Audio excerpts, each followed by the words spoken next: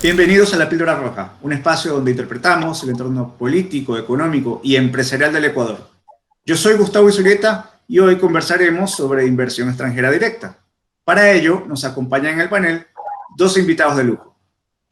Está de vuelta con nosotros Hans Oledispa, director de Exponential Research. Hola Gustavo, hola Segundo, siempre es un gusto estar en este espacio. Estás en tu casa, Hans. Gracias por volver. Y está también de vuelta con nosotros Segundo Camilo Mogro, quien es un académico e investigador económico. Hola Gustavo, hola Hans, muchas gracias por la invitación y da gusto volver. Bienvenido a casa, Segundo. Enseguida comenzaremos a discutir, pero antes revisaremos el punto de mira. Los desequilibrios económicos heredados de la década correísta y los intentos del gobierno saliente por corregirlos no han podido revertir la imagen del Ecuador como un destino poco atractivo para recibir inversión extranjera directa. Lamentablemente, este contexto se ha hecho aún más grave debido a las protestas de octubre de 2019 y a la crisis mundial del coronavirus en este 2020. Hoy en la Píldora Roja nos preguntamos qué factores y medidas económicas harían posible la llegada de mayores inversiones internacionales a nuestro país. Bien, arrancamos. Según la CEPAL, en 2018 Colombia recibió 11.352 millones de dólares y en Perú recibieron 6.488 millones. Mientras tanto, el Ecuador fue receptor de apenas 1.408 millones de dólares. Es decir, nuestro país capta muchísima menos inversión extranjera directa que sus vecinos. En su opinión, ¿a qué factores se atribuye este lamentable rezago que ha vivido nuestro país durante los últimos años? Bueno, antes que nada, cuando hablamos de rubros de inversión extranjera, debemos considerar algunas cosas además de solamente el valor nominal, como bien lo has hecho Gustavo. Lo que pasa es que también ahí tenemos que ver el tamaño del mercado. Evidentemente, de manera nominal, el flujo para Colombia, para Perú, son países con un mercado más grande, con una población más extensa, con un PIB muchísimo más grande. Entonces, el flujo en principio no tendría por qué sorprendernos de que ellos reciban un flujo mucho mayor en términos nominales que Ecuador. Entonces, lo que habríamos que hacer con el flujo, con el tamaño de la inversión que reciben estos países, para, hacer, para hacerlos más o menos comparables, es, eh, es ver su posición respecto al Producto Interno Bruto. Entonces, y es ahí donde ya más o menos tenemos unas cifras un poco más sinceras de cuál es la diferencia entre la inversión captada por Ecuador y Perú respecto a en temas de inversión extranjera con respecto a Ecuador. Igual ahí la distancia es bastante marcada. Estamos hablando de que al comparar inversión versus PIB, tenemos que Colombia y Perú reciben inversión en términos de dos, tres veces y hasta cuatro veces más, dependiendo del año que se analice, con respecto a Ecuador. Ese es el primer punto. Y otra cosa que también sería sano ver, pero también depende del momento económico en el que se encuentra el país, es que esa inversión recibida sea diversificada, ¿no?, en diferentes sectores, no solamente concentrada, como en el caso de Ecuador, en temas de minería, por ejemplo, en donde prácticamente gran parte de la inversión se recibe en este sector. Entonces sería mucho, mucho más recomendable que fuera diversificada. Y bueno, para ir empezando a responder tu pregunta, y creo que tal vez se extienda un poco más la conversación, quizás más luego sobre el mismo tema, pero esto es una cuestión de incentivos, ¿sí? Al final, lo que queremos esta inversión extranjera, digamos, en términos prácticos, es o tiene que ser inversión privada que está sujeta a decisiones de inversionistas que quieren o aspiran a una determinada rentabilidad o un retorno de su inversión. Entonces, ellos tienen que tener cierta visión o cierta seguridad o ciertos cálculos de que esa rentabilidad o ese retorno de la inversión se pueda materializar. Entonces, lo que hay, digamos, en principio, para dejarlo ahí como un tema macro, bueno, es crear o recrear un entorno en que los inversionistas puedan ver factibles o posibles un retorno de la rentabilidad dentro del país. Bien, mira, lo que dice Hans efectivamente es así. Primero hay que comparar, hay que volver las cifras comparables. Indudablemente Colombia y Perú son efectivamente países más grandes eh, en territorio y en población, y obviamente en producción, por lo tanto. Entonces normalizar las cifras es lo adecuado y efectivamente cuando una vez que se normaliza, Colombia y Perú sigue teniendo mayor inversión en términos porcentuales que Ecuador respecto al PIB. Lo importante aquí es que yo voy a regresar a lo que en algún momento se mencionaba sobre los animal spirits. No sé si ustedes han leído esta parte de la macroeconomía que habla sobre los espíritus animales que tienen los inversionistas. Esto ya lo decía Keynes hace algún tiempo atrás. Eh, y lo que menciona en específico es que los inversionistas tienen un espíritu animal por sus inversiones y por la rentabilidad que tienen sus inversiones. Y aquí es donde juega un rol predominante las expectativas. Estas expectativas, pues definitivamente van a depender muchísimo de la incertidumbre política, económica, jurídica que tenga un país. Mientras que Perú ha tenido una estabilidad económica, política, jurídica en los años anteriores, no actualmente, porque ya sabemos lo que está pasando en Perú y ya los indicadores de inversión probablemente comiencen a caer en el siguiente periodo y ya se van a dar cuenta porque realmente tiene que ver con este tema de incertidumbre y con este tema de expectativas. Entonces, mientras que en los años anteriores, si lo comparamos con Ecuador, vivíamos con una expectativa diferente y muchas empresas se cambiaban a Perú a poner sus fábricas, era efectivamente por eso, porque había una estabilidad jurídica, política, económica que daba tranquilidad a los inversionistas a poder tener sus retornos, poder regresar sus retornos a sus países de origen, si es que ellos desean, con una facilidad mucho más rápida que la que podrían tener en Ecuador. Y creo que esos son uno de los puntos flacos que tiene Ecuador respecto a estos otros países en la inversión. Pero también creo que tiene puntos destacables, como puede ser la dolarización. Es decir, la dolarización efectivamente es un punto destacable que a lo mejor no está siendo explotada de la forma adecuada para poder captar la inversión extranjera directa. Sí, coincido con eso. Cuando la parte en donde va a haber bastante estabilidad, porque, a ver, digamos, en inversiones o en empresas, hay una herramienta muy utilizada para medir la posible rentabilidad de los proyectos, ¿no?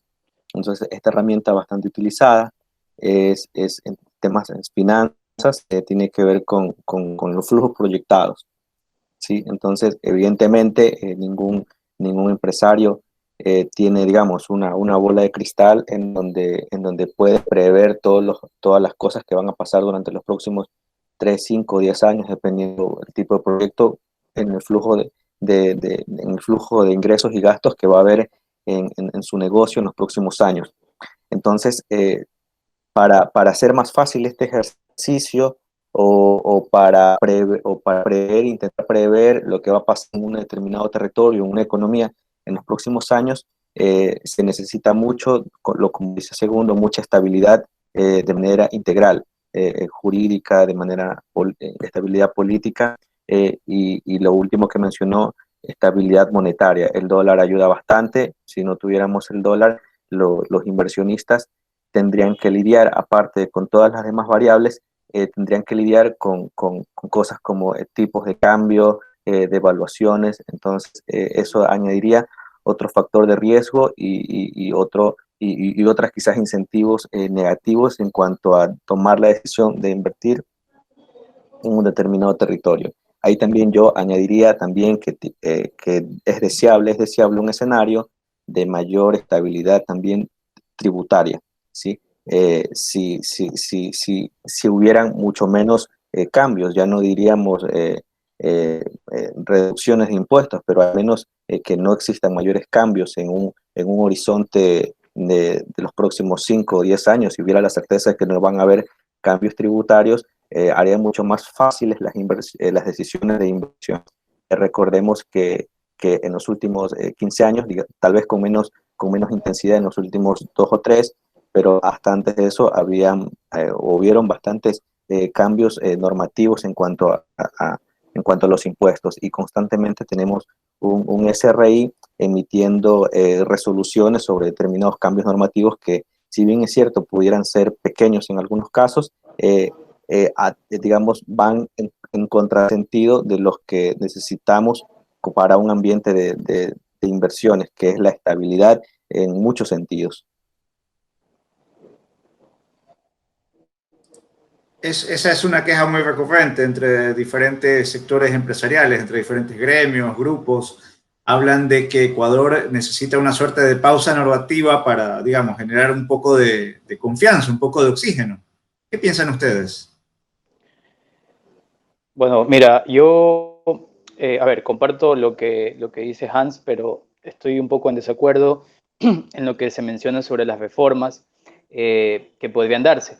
Indudablemente un cambio o una reforma al sistema tributario, ¿sí? Al sistema impositivo del país, pues va a generar cierta incertidumbre. Definitivamente no solamente en Ecuador, sino en cualquier parte del mundo, en cualquier país. El punto es que lastimosamente estamos en una etapa mundial en donde ha caído un shock completamente exógeno para el cual ningún país estaba preparado y donde ha revelado, por así decirlo, revelado lo que ya sabíamos, ¿sí? Lo que ya sabíamos lo ha puesto a la luz otra vez y son las deficiencias de recaudación, las deficiencias tecnológicas que existen inclusive en el sistema o en la administración tributaria, ¿sí? Y las deficiencias de tener, de usar tecnologías, el tipo y el monto de los impuestos en los que se encuentra el país. Es decir, si bien es cierto pensar en un aumento del IVA al inicio del lockdown,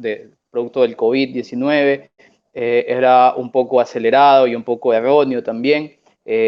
Sin embargo, hay que caminar a la sostenibilidad de las finanzas públicas. La sostenibilidad de las finanzas públicas lo único que va a generar es estabilidad económica y también jurídica. Desde ese punto, hay que pensar en una reforma integral del sistema tributario. Esta reforma integral del sistema tributario tiene que caminar, desde mi perspectiva, una opinión muy personal, tiene que caminar a la generación de varias tarifas de IVA y no simplemente tener dos tarifas planas, como es una tarifa 0 y una tarifa 12%.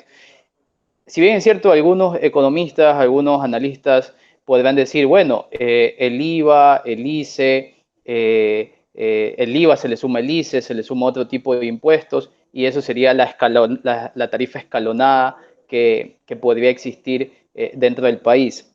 En parte sí y en parte no, porque definitivamente hay productos que graban el 0%, que tranquilamente podrían grabar un poco más, y hay productos que graban el 12%, que no necesariamente deberían grabar el 12%, podrían grabar el 8%, el 6%, el 5%, pero asimismo hay otro tipo de productos que podrían grabar el 14%, el 16%, el 20%, el 21%. Esta es la típica forma de escalonamiento que se utiliza en países desarrollados, como Estados Unidos, como España y toda la Unión Europea, Francia, etcétera. Y es ahí donde se debería buscar esta estabilidad impositiva, tributaria, etcétera, que va a servir para poder cubrir o poder más bien tener una sostenibilidad en las finanzas, cubrir el déficit de cierta forma y poder solventar los gastos que tenga el Estado, que por otro lado también tienen que ser inferiores porque pues no tenemos el mismo nivel de producción que teníamos en el 2011-12. Eso quiere decir que la reforma debe caminar de una forma integral completamente. No solamente podemos verlo desde el punto de vista de ingresos, sino también desde el punto de vista de gastos.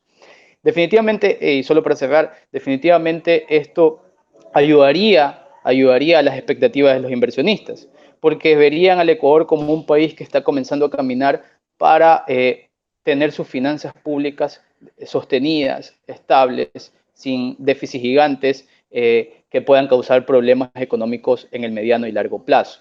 Yo creo que esto sería un buen síntoma definitivamente para los inversionistas.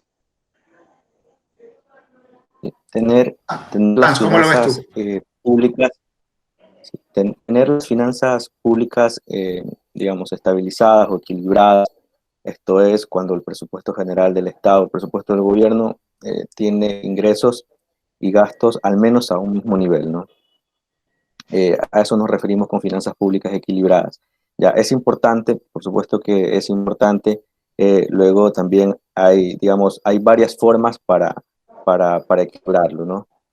Podemos tener, digamos, como lo ha dicho Segundo, que es por la vía de los ingresos, intentar aumentarlo vía recaudación tributaria, en el caso tal vez de un IVA escalonado, o en el aumento de quizás de algún otro impuesto, como pudiera ser alguna propuesta de alguien, ¿no?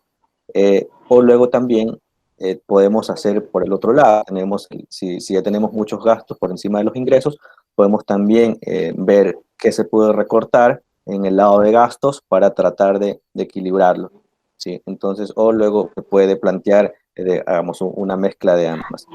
Ya, ahora, el problema bueno, yo soy partidario de la reducción del gasto, ¿no? Y supongo que cualquier persona es partidaria y de la diferencia sería de en dónde o hasta dónde, ¿ya? Pero, a ver, hay mucho donde se puede recortar aún en Ecuador, si bien es cierto, se han hecho muchos recortes, sobre todo más en la parte de gasto de inversión, más que en gasto corriente, pero aún se puede. Hay algo de lo que me ha gustado comentar en un par de ocasiones, y es digamos, en esto soy un poco más tajante, en la directa eliminación de determinadas instituciones públicas. Digamos, ahorita no sé que no es el tema, pero puedo nombrar, por ejemplo, una sin ánimos de extendernos allí porque nos salíamos mucho del tema. Pero, por ejemplo, una institución pública que gasta bastante presupuesto y que es relativamente nueva porque nació en 2008, me parece, o del 2008 para acá, que por ejemplo es la Cenecit, ¿sí? Podríamos eliminar la Cenecit. En este último año tenía un presupuesto codificado, la última vez que revisé, de $200 millones, por ejemplo. Y cuando hablamos de reformas tributarias, hablamos de reformas tributarias que pudieran aumentar la recaudación en cifras similares, 200, 500, dependiendo del impuesto, hasta 1.000 millones. Entonces, con eliminar una sola institución, podríamos evitarnos alguna reforma tributaria. Ya, ahora, ¿por qué no estaría o no soy tan amigo de equilibrar el presupuesto fiscal, que es importante evidentemente para captar inversión, porque muestra síntomas de un país sano? Pero ¿por qué no estaría tan a favor de un aumento de impuestos o de una reforma tributaria que aumente los impuestos eh, para las empresas y para el consumidor, que son los que pagan, al final del día pagan los impuestos?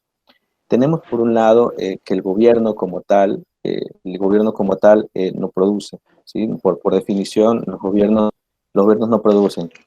Quienes producen son las empresas, los emprendedores, los ciudadanos. Ya, entonces, ellos son los que le impacta. En el caso de los ciudadanos, les impacta en el poder adquisitivo algún aumento de impuestos. En el caso de las empresas, pues impacta en sus estados financieros. Entonces, ese impacto se podría traducir, y quizás lo hace en muchos de los casos, en decisiones. En el caso de los ciudadanos, un aumento de impuestos podría influir en decisiones, en comprar menos, lo cual afecta negativamente a la economía. Y en el caso de las empresas, bueno, también invertir menos, invertir menos. Si un inversionista ve que está ganando menos porque está pagando más impuestos, eso podría influir en la decisión de invertir menos. Entonces, yo coincido en que hay que equilibrar el presupuesto fiscal, que es sano para la economía y para expectativas de inversión, pero haría o enfocaría todos los esfuerzos en la parte de reducción de gastos, más que en la parte de aumentar impuestos, de aumentar los ingresos vía recaudación tributaria. Ahora bien, debido a la pandemia, muchos países cerraron sus fronteras y no inyectaron capitales fuera de sus economías. Es decir, la incertidumbre prima a nivel internacional y el entorno ecuatoriano no parece ser el más alentador. Ante este contexto, ¿se podría dar un escenario en donde los inversionistas extranjeros hagan repatriación de sus capitales debido a la inestabilidad económica de nuestro país? Bien, yo quiero un poco, antes de contestar tu pregunta, he anotado varias ideas que tenía Hans y me parece que es importante aclararlas. Varias afirmaciones, como el gobierno no produce. El gobierno no produce bienes como podría ser una camiseta o una computadora o un pantalón, etcétera. Pero el gobierno produce o genera, si la palabra es correcta, genera servicio público. Y su función de producción viene dada por capital y trabajo, igual que cualquier función de producción que podría tener cualquier empresa privada. Por lo tanto, el gobierno sí produce servicios públicos. Pensar recortar el gasto es adecuado, pero no podemos enfocarnos solamente en recortar el gasto, porque ni recortando todo el gasto podrías o se podría llegar a cubrir el déficit fiscal. Es decir, no solamente recortar es la solución, sino también tratar de tener mayores ingresos. Ahora, los mayores ingresos pueden darse, algo que tal vez no mencionó Hans y yo tampoco lo mencioné al inicio, era también exportando. ¿Sí? Es otra de las formas que podría darse. Y definitivamente el exportar también va a ayudar a la inversión extranjera directa. ¿Sí? Y finalmente, el eliminar, y acorde con el recorte del gasto, eliminar el CENESID, si bien cierto es la propuesta de un candidato, yo creo que, y voy a poner un ejemplo muy básico, es mañana un individuo se queda sin trabajo y es la cabeza de familia y tiene que recortar gastos. Este recorte de gastos, lo primero que se le ocurre al padre de familia, cabeza de familia, es decirle a su esposa, decirle que va a tener que sacar de estudiar o va a tener que sacar de la escuela a su hijo. Y eso lo dejo boteando para que lo reflexionen, porque a veces lanzar propuestas que podrían ser un poco demagógicas podría dar pie para este tipo de cosas, como por ejemplo, me botaron del trabajo y entonces lo primero que voy a hacer es sacar a mi hijo de la escuela. Creo que sería una decisión completamente absurda. Pero bueno, contestando la pregunta que mencionabas ahora, Gustavo, eh, es importante mencionar que si bien es cierto, el COVID dejó un problema de cierre de fronteras, ¿sí? La inversión extranjera directa cayó a los mínimos históricos, no solamente en Ecuador, sino en todo el mundo. De hecho, hay un par de informes de la OCDE, hay un informe del BID y hay un informe de la CEPAL, donde se estima que Latinoamérica va a ser una de las regiones más afectadas, por no decir la más afectada, en la caída de inversión extranjera directa.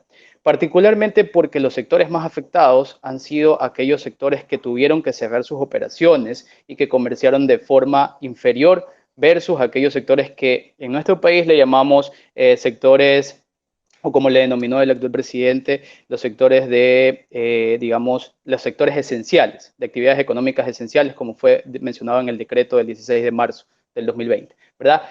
Y lastimosamente, los sectores que fueron más afectados también son los sectores que más emplean.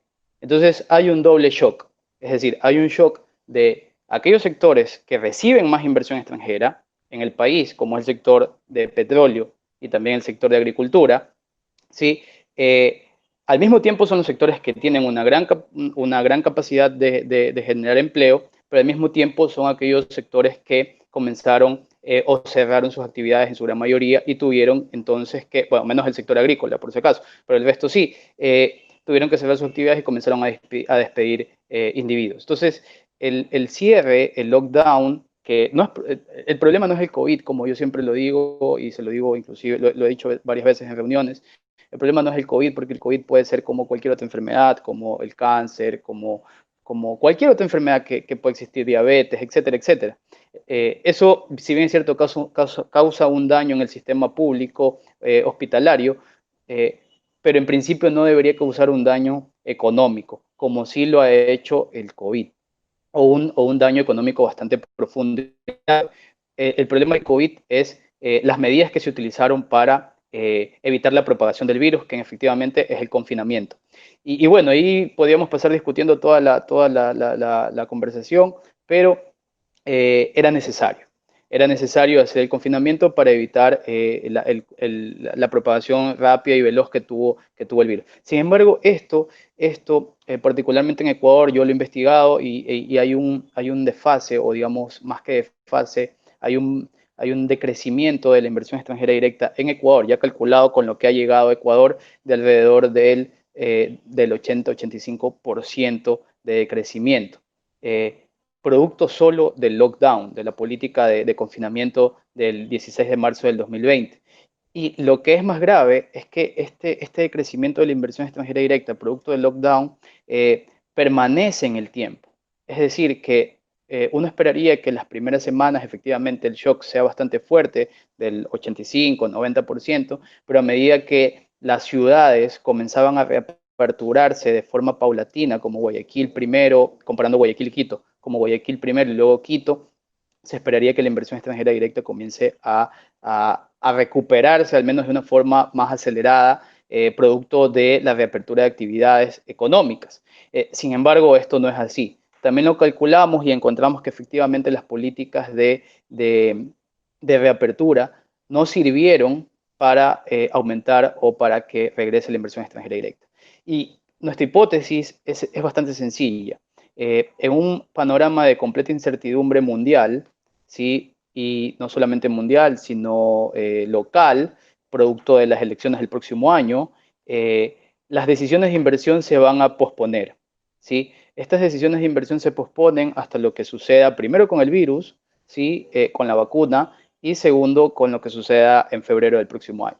Por lo tanto, este año vamos a tener una caída de la inversión extranjera directa nunca antes visto, producto de dos cosas. Primero, obviamente, del lockdown, del COVID, y segundo, de la incertidumbre generada por el lockdown mismo y también por las elecciones del siguiente año. Sí. Sí, bueno, a esta incertidumbre le añadiría que el tema de que cuando estábamos en plena reapertura, también se discutía o se mencionaba con mucha fuerza a nivel prensa sobre posibles reformas tributarias, en algunos casos eran vistas en términos de números de manera agresiva, ¿no? En su momento se habló, ya no se habla mucho de esto, pero se habló de un aumento del IVA, entonces, y otras cosas más que apuntaban a mover los recursos disponibles en el sector privado hacia el sector público. Entonces, eso también, también añade esto de incertidumbre y va de la mano con lo que comentábamos al inicio de la conversación, que al final lo que se requiere es mucha estabilidad. Y yo creo que de la mano con lo que dice el segundo, esto ya digamos no revertir, pero en cierto modo mitigar los efectos y es plantear o dar certezas o dar mensajes de que no habrán, nuevas cuarentenas obligatorias o nuevas restricciones, porque al final del día yo coincido en que a ver, no es que hay un virus que va y te enferma empresas, o sea, las empresas han quebrado y los negocios han cerrado porque han tenido directa prohibición de vender, directa prohibición de producir, directa prohibición de trabajar. Entonces es ahí donde han quebrado los negocios y obviamente nadie quiere invertir en un lugar en donde los negocios están quebrando, los negocios están cerrando y donde cualquier momento viene una resolución del COE y te prohíbe trabajar. Entonces, bueno, coincido con que es las decisiones del COE, las decisiones de los gobiernos de prohibir trabajar, que son las que espantan la inversión por ese sentido. Pero hay muchas otras cosas, hay muchas. Están, como lo dije, el tema de incertidumbre respecto a los impuestos, que podrían aumentar en búsqueda de esta estabilidad fiscal por vía de aumento de ingresos y de recaudación tributaria, y es todo eso. Entonces es bastante complicado querer que repatriar capitales, como decía tu pregunta, Gustavo, repatriar capitales en este contexto. Entonces, pero podríamos empezar por eso, por atacar las bases que origina o que en principio empuja este problema, como son las restricciones de trabajar, ¿sí? Entonces, podríamos empezar por ahí, por dar mensajes o enviar mensajes a los inversionistas claros, que tengan la certeza de que las restricciones o mejor dicho, o la parte donde combate el virus sea desde el punto de vista sanitario, desde el punto de vista del fortalecimiento del sistema de salud y no necesariamente de prohibirles trabajar a los negocios. Segundo, ¿cuál es tu lectura? Bueno, yo creo efectivamente que repatriar capitales al final del día, si es una obligación, cualquier cosa que sea obligada va a ser vista de mala forma, siempre. Es decir, va a generar una expectativa negativa sobre las inversiones dentro del país. Otra cosa es que generes el ambiente adecuado para que la repatriación de capitales sea por voluntad propia. Sí, yo creo que esto es fundamental, sobre todo en este punto neurálgico que me parece que está en el desayuno todos los días. Justo hoy lo veía también en un canal de televisión. Entonces, pero también creo que lo que menciona Hans es cierto, aunque hay una delgada línea. Hay una delgada línea entre permitir o prohibir trabajar. Yo creo que tal vez lo que Hans nos está tratando de decir es que, digamos, no tengamos esa movilidad y que esto puede generar quiebres de empresas. Eh, yo no creo que de hecho, ni siquiera el presidente en su decreto habló de prohibición de trabajo. Eh, Jurídicamente eso no existe porque de hecho la Constitución habla de la libertad para trabajar. Entonces creo que no podríamos poder decir, de hecho no se podría decretar prohibir trabajar porque sería inconstitucional.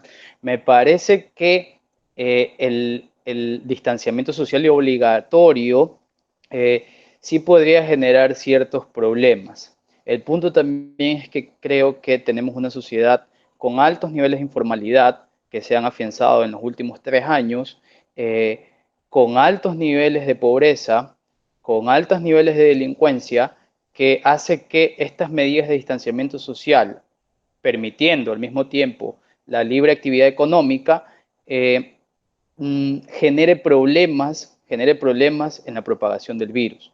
Entonces, lo que yo creo que debemos hacer, bueno, y le podemos sumar también la alta tasa de trabajos que no se pueden hacer desde casa. Es decir, de hecho, la OCDE y el BID tienen un par de informes sobre esto y Ecuador está ubicado en la cola, no puntuado, pero sí en un scatter, donde lo tiene ubicado como uno de los países con problemas para poder ejercer el teletrabajo. Entonces yo creo que también deberíamos pensar en una reforma laboral. ¿Por qué? Porque esa reforma laboral también va a ser un buen síntoma para las inversiones extranjeras directas, extranjera directa, que puede llegar al país. Desde un punto de vista donde se priorice también, dado este shock exógeno, donde se priorice también el trabajo desde casa. Hay efectivamente actividades que se pueden realizar desde casa y que no involucra que un individuo tenga la necesidad de salir. O sea, también hay que ser consciente con uno mismo, con la salud de las personas a su alrededor. Y esto, pues, esta reforma, que bueno, que podría ser muy compleja y obviamente esto involucraría otro par de programas más para conversar sobre la reforma tributaria, reforma laboral, etcétera, pero que debería también involucrar este tipo de actividades, es decir, darle prioridad al teletrabajo, darle prioridad a actividades a trabajo desde casa, actividades que no necesariamente tengan que ser en oficina, etcétera, etcétera, etcétera. Y de hecho tenemos un grupo de individuos donde está la fuerza laboral, que son los llamados millennials y centennials más adelante, que van a involucrarse, donde el uso de la tecnología lo usan mejores que yo, y que tú y que Hans mismo, todos juntos en uno solo. Entonces probablemente esto deba caminar para eso. Y yo creo que ahí es donde podemos generar un shock positivo para la atracción de inversión, sumado a otras cosas, ¿no? Cómo ves la posibilidad de Eh, que genere una reforma laboral, Hans, desde tu lectura? claro, sí, sí, es importante, es importante una reforma laboral. De hecho, lo vemos digamos, como síntoma de que es necesaria, porque muchos gremios empresariales, mucho sector empresarial, parte de la academia, así lo piden, ¿no? Entonces significa que hay muchas necesidades en ese sentido. Luego también podemos ver el alto nivel de personas de la población económicamente activa que no cuentan con un empleo adecuado y que quisieran tenerlo. Entonces, Entonces, todos esos factores nos dan, digamos, ciertas luces de que hay que cambiar algo en el sistema laboral, ¿verdad? Ya, entonces, ahora, pero hay que tener un poco de cuidado cuando lo planteamos, sobre todo porque, y que yo soy partidario de plantear una reforma laboral, por cierto, pero esta reforma laboral tiene que ir en sintonía con lo que necesitan o un ambiente atractivo para atraer inversiones. Entonces, recordemos cómo funciona una inversión. Una inversión es digamos, un conjunto de personas o empresas, sociedades que deciden arriesgar un capital en un territorio, ¿no? Y esperan recibir rentabilidad, esperan un retorno de esa inversión, ¿no?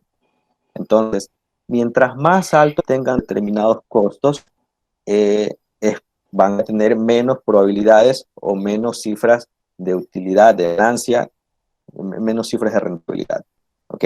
Mientras más altos tengan los costos.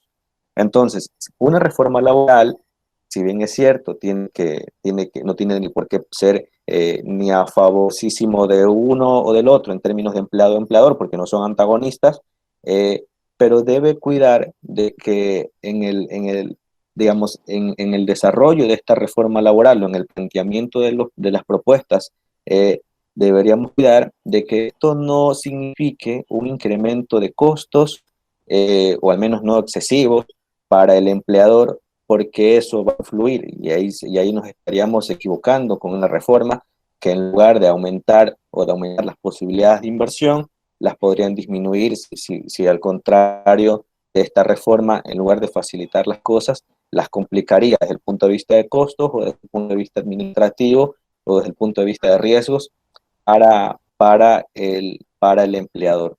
Entonces, esa parte es la que habría que cuidar un poco. De ahí, en ese sentido, entonces, podríamos, digamos, aquí introducir en la conversación un término que sea, bueno, antes con más frecuencia, pero que se hablaba mucho de una flexibilidad laboral, ¿no? Que permita quizás al empleado trabajar, por ejemplo, por horas de manera más formal en un determinado lugar y quizás tener la posibilidad de tener dos trabajos, de otro par de horas o situaciones similares, en donde llegue primero a un nivel, a adquirir un nivel de ingresos más deseable y que al mismo tiempo las empresas o emprendedores pudieran tener más posibilidades de contratar mano de obra calificada y poder impulsar sus proyectos. ¿Sí? Entonces, la reforma laboral, si se llegase a plantear, que sería buena si va en este sentido. Menos costos para las empresas, segundo. En cuanto a la reforma laboral, ¿qué Bueno, perspectiva le agregarías o qué contrapunto sumarías? yo creo que el tema de los costos laborales es algo que se ha venido conversando desde hace mucho tiempo atrás. Los costos laborales efectivamente son más elevados en Ecuador que en otros países, pero por muchas razones que tienen que ver no solo por el salario, que entendería que por ahí va lo que menciona Hans, por el salario mínimo. Eh, de hecho, si ato todo lo que ha mencionado, creería que va por ahí. Pero yo creo que también es más elevado el costo laboral por otros asuntos, como por ejemplo el acceso al crédito, y algunos dirán, bueno, ¿qué tiene que ver el crédito financiero con el poder emplear? Bueno, si yo puedo tener acceso a una línea de crédito de activo fijo, una nueva línea de producción, pues evidentemente voy a comenzar a necesitar menor mano de obra o para poder ser más productiva la máquina. Y bueno, aquí hay un trade-off entre robots y máquinas y hay mucha gente que está comenzando a hablar de esto y todo, pero definitivamente es una de las formas de disminuir los costos laborales. Ahora, esto no quiere decir por si acaso que estoy diciendo que estoy a favor de que comencemos a votar gente y a contratar robots o traer máquinas. No, las máquinas tienen que ser operadas por individuos con unas aptitudes y actitudes necesarias para operarlas. ¿Esto puede reducir costos laboral? Sí. ¿Involucra una disminución del salario mínimo? No. Eh, Trabajo por horas, mencionaba Hans. Me parece que en la reforma que hubo este año ya se involucraba algo de trabajo por horas. Tal vez lo que menciona Hans también, va, y de hecho lo dijo, va por el lado de permitir a un individuo que pueda trabajar en varios trabajos por horas, ¿verdad? Eso sería lo adicional, ¿verdad? Sin embargo, me queda aquí un par de dudas. Más que dudas, a lo mejor a lo mejor las desconozco. Es que si en esa idea se plantea que cada individuo que lo contrate al trabajador por horas pague un porcentaje de la seguridad social. Porque si es que no llegase a pagar un porcentaje de la seguridad social, estaríamos precarizando el trabajo, definitivamente. Porque el trabajar por horas sin seguridad social, para mí, y creo que para la Organización Internacional del Trabajo, también es precarizar. Entonces, ahí tener cuidado también. Entonces, si vamos a flexibilizar el permitir trabajar por horas, también debemos pedirle a cada empleado entonces que aporte un porcentaje de lo que necesitaría el individuo para poder estar en el seguro social. Que el seguro social, bueno o malo, eso es otro tema y digamos que es otra discusión, pero sí que necesitaría que al menos el individuo que trabaja pueda tener el acceso a su seguridad social para una jubilación digna, ¿sí? Y segura. Eso creo que yo aportaría. Entonces, yo no lo sé. O sea, a lo mejor los candidatos, los economistas, los que están haciendo la reforma o los que están planteando una reforma laboral, yo le he dejado sobre la mesa porque me parece que es importante. Eh, ya están trabajando sobre estos asuntos, pero sí creo que hay que tener esas delgadas líneas. Lo que pasa es que en tributos y en temas del mercado laboral siempre hay una delgada línea que a veces se nos escapa. Y cuando ya está en el debate en la asamblea, nos damos cuenta que se nos escaparon ciertas cosas y simplemente se vota en contra o se vota a favor. Eso nada más, y yo creería que los costes laborales para atraer inversión extranjera directa no solo dependen de la inversión extranjera directa no solo depende de los costos laborales, ¿sí? Hay un mix de cosas que ya lo venimos conversando desde el inicio de la entrevista, y creo que hay cosas más importantes que el costo laboral, como por ejemplo la estabilidad jurídica, ¿sí? Y las expectativas de retorno, como ya lo menciona Hans, las expectativas de retorno que puedan tener los inversionistas sobre sobre su capital. Es decir, si mañana el costo es 100 y en otro país es 50, pero la expectativa de retorno en el país que es 100 es bastante baja, pero acá hay una expectativa más alta de retorno, pues van a venir a Ecuador. Y yo creo que ahí es donde hay que ajustar. Sí, sí, eh, me parece acertado. Igual eh, podemos plantearles mil cosas a a la posible reforma laboral.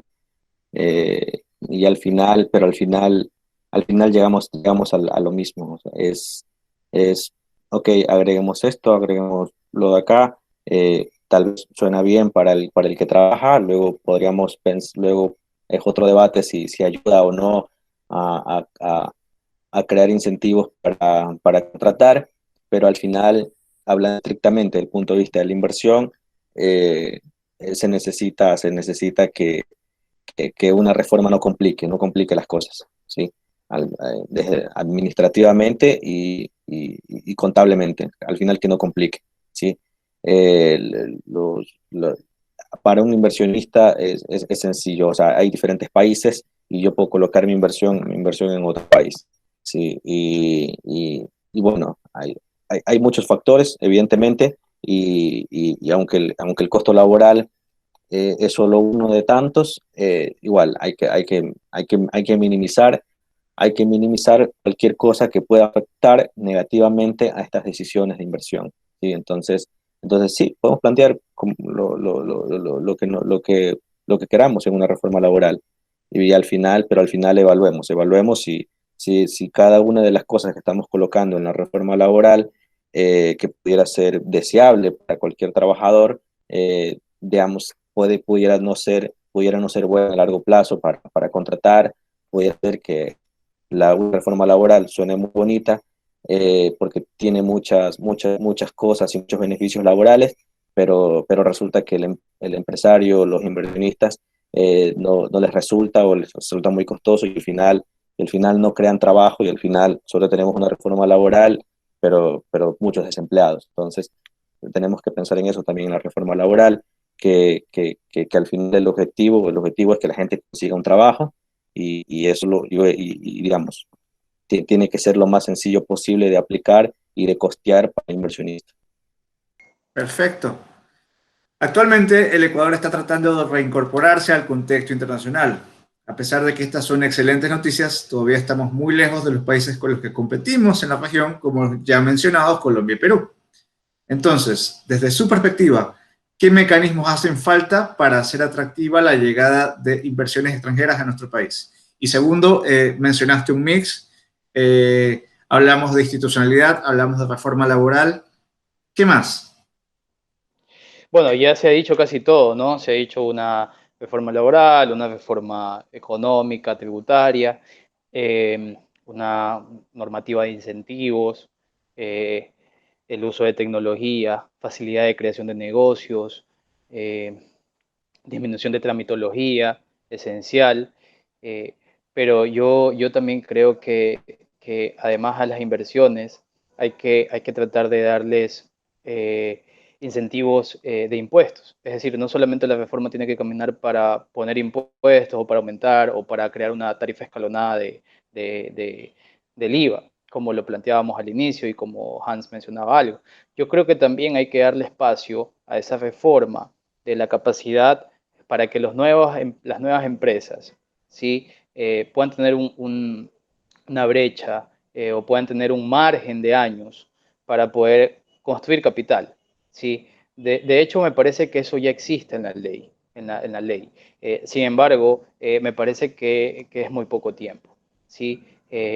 Ayudar a que hay ciertos negocios, no solamente que se ubiquen en sectores estratégicos, ¿sí?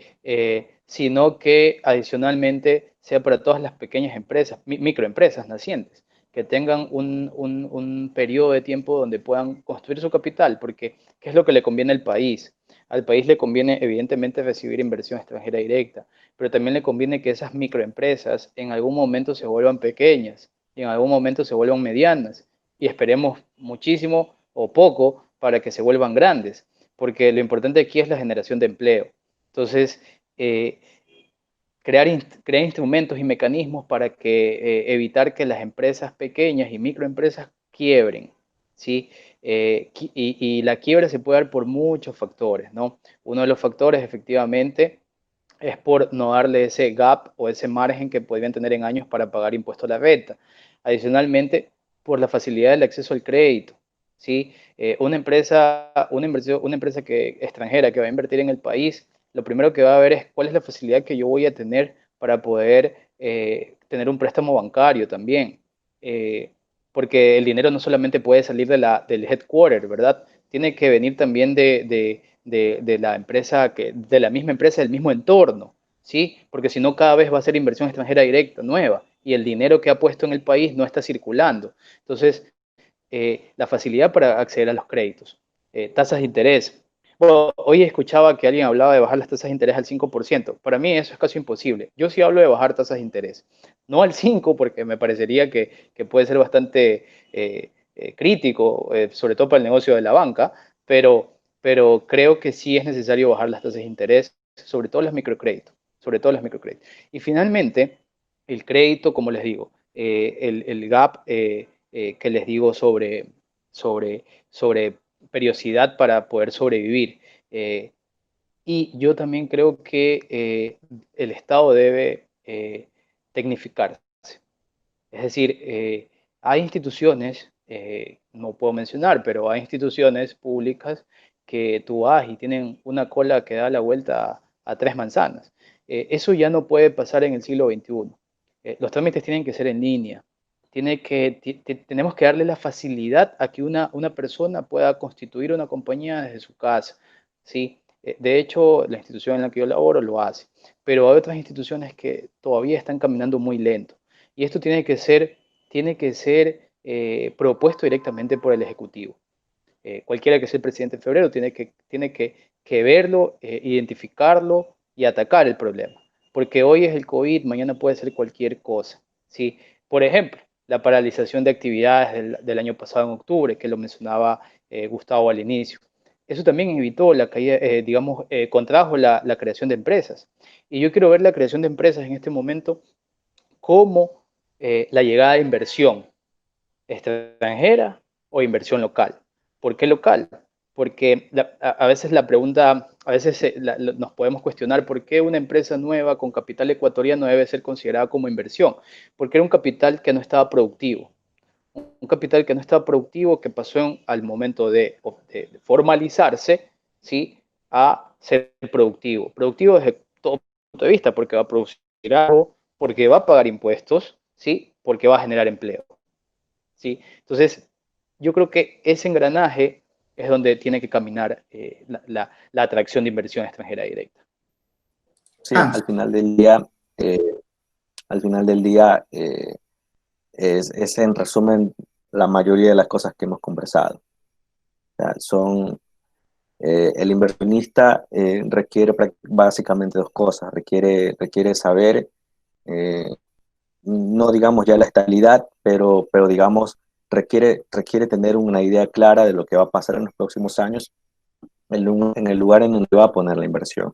Y aquí reitero, digamos, no se trata de tener una bola de cristal para adivinar el futuro, pero mientras más estables, y para usar ya la palabra que introducimos al inicio, se requiere tener certeza, como tú lo mencionaste, institucionalidad, deben estar muchas cosas dadas por hechas, de que no van a cambiar o de que van a tener un impacto mínimo en diferentes términos tributarios, términos fiscales, jurídicos, laborales.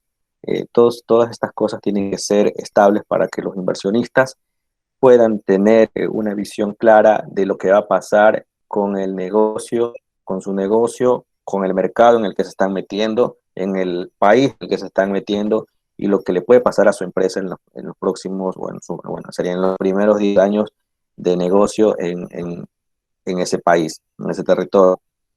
Eso es el punto de vista de la previsión financiera. Ya, pero antes de eso hay una decisión de inversión hoy que requiere bueno, todos los inversionistas hacen unos cálculos sobre cuánto dinero van a ganar. Y a ver, aquí en Ecuador tenemos impuesto a la renta, 25%. Antes de eso también se paga participación de los trabajadores, que es el 15%, ¿sí? Entonces, ya podemos sacar cuenta de que realmente lo que retorna a los accionistas es muy poco. Bueno, está bastante lejos del 100% de la utilidad, ¿no? Entonces, y aparte de eso, digamos, pudieran haber otros impuestos que les podría impactar o no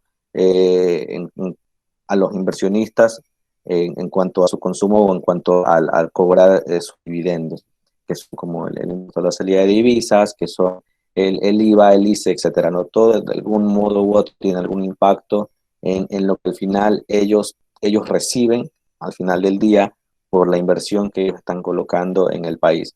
Luego también, no, claro, está el tema de acceso al crédito, porque no solamente una empresa podría financiarse con, con dinero de inversionistas, sino también con dinero del banco, ¿sí? Entonces, y aquí, por qué se discute el tema de las tasas de interés?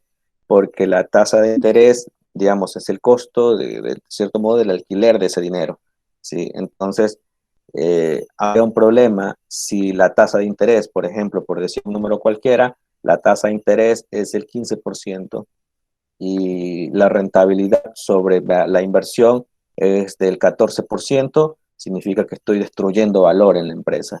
Entonces, pudiera ser que la rentabilidad de la empresa es la máxima que se puede explotar del mercado y entonces el problema, como bien lo dice Segundo, es conseguir un crédito que sea más barato para que me permita construir valor mediante esa inversión.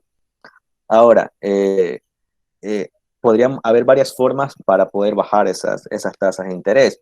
Una bastante sencilla podría ser bajémoslas vía decreto digamos, que alguien, digamos, en el Banco Central o